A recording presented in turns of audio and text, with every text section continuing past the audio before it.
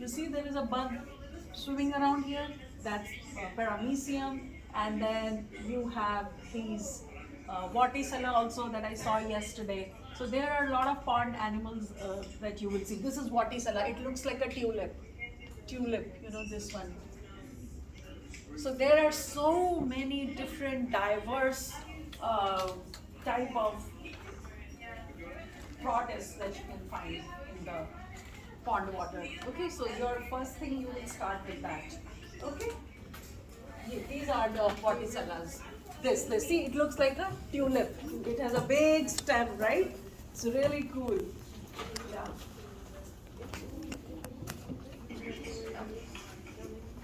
Now this is the cyanobacteria called Gleocapsa. This is how Gleocapsa will look like when you will make it slide. This is the blue-green cyanobacteria. Okay, they are very cool. So what is its properties? You will see some cells like 3, 4, 5, 6 together wrapped up in a gelatinous sheath around them. Okay, mucilaginous sheath, like gelatin mucilage sticky sheath. That's how they look like. They could be in two numbers, they could be 5, 6, 4, any number they can be. That's how they look like. But they are all green, bluish green in color. They have these pigments called phycobilians, which give them that color. Okay? And they do not have chloroplast because they are prokaryotes, so they cannot have the green color. Make sense? But it comes from other pigments. This is the bacteria in the yogurt. That's how bacteria looks like. Okay? Very tiny, very tiny. You can barely see anything. And then you have this eukaryotic cell, Elidea. It will be really cool. I took a video of cytoplasmic streaming that I'll show you later. I want you guys. It's a very interesting slide. These are chloroplasts. This is what I was talking about. This is called cytoplasmic streaming.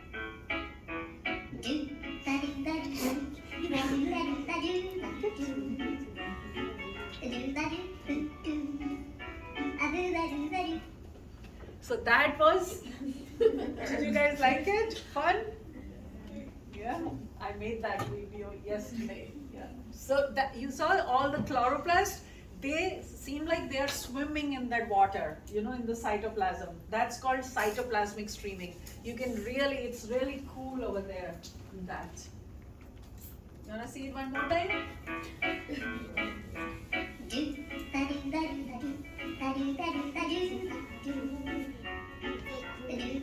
See, this is moving. See that? That's what. That is called cyclosis or cytoplasmic streaming. This is your potato with the starch grains stored in the amyloplast. Isn't that cool? That's how starch slide will look like. Make sense, guys? This is your cheek cells. That's how they're going to look like. Remember, we are what? Animals. Animals do not have a cell wall. That's why they are so fragile, so thin, so delicate. You know, they can just fold over. Make sense? But the plant you saw, the Elidea and the potato, they have a thick cell wall. So they have a definite shape, like a rectangular shape or a squarish shape, right? In this, doesn't really have a shape. The cell can look like a pentagon or like irregular. Make sense? You see these differences? You like it now, this lab? Cool. And this is your protist called amoeba. That's how it's gonna look like, amoeba. Okay, it moves with the help of false foot. Okay, so it will, like, if it sees, let's say this is a food for it, so it will extend its false foot. There's no foot, it is irregular in shape. But that's why it's called pseudopod. It extends the whole cytoplasm. It will try to engulf it, and that's how it eats it, like that. Okay? And then you have your paramecium.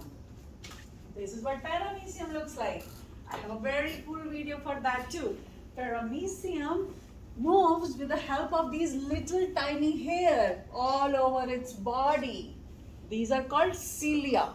Okay? These little small brush-like hair all over, they are called cilia. And that's how it moves, with these cilia. Make sense? You will see it moving over there Very cool. I'll show you a little video, but later on I'll show you more.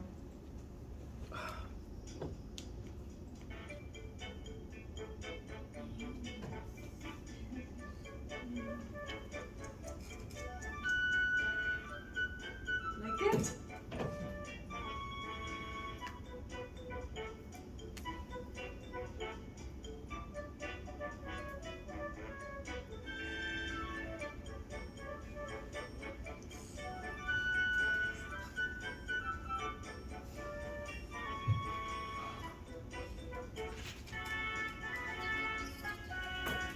Got it?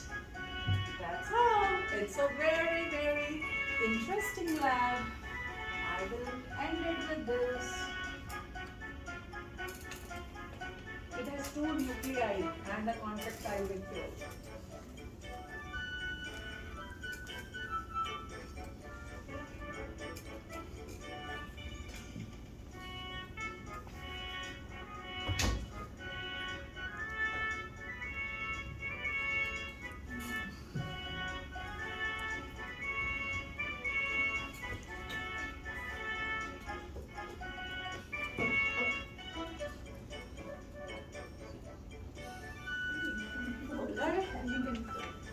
Okay, so now you guys will start doing your lab work. Okay, I'm done lecturing.